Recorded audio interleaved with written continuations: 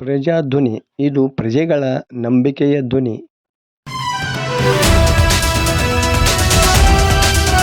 ಮೈಲಿಗೂಲಿಗಳ ನೇಮಕ ಸ್ವಾಗತಾರ್ಹ.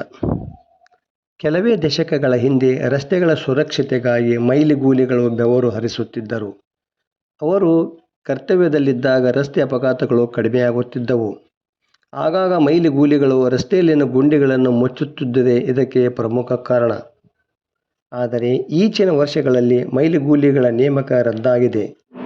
ಇದರಿಂದಾಗಿ ರಸ್ತೆಗಳು ಆಗಾಗ ಹಾಳಾಗುತ್ತಿವೆ. ಈಗ ಮತ್ತೆ ಸರ್ಕಾರ ಮೈಲಿಗೂಲಿಗಳ ನೇಮಕಕ್ಕೆ ಮುಂದಾಗಿರುವುದು ಒಂದು ಸ್ವಾಗತಾರ್ಹ ಕ್ರಮವಾಗಿದೆ.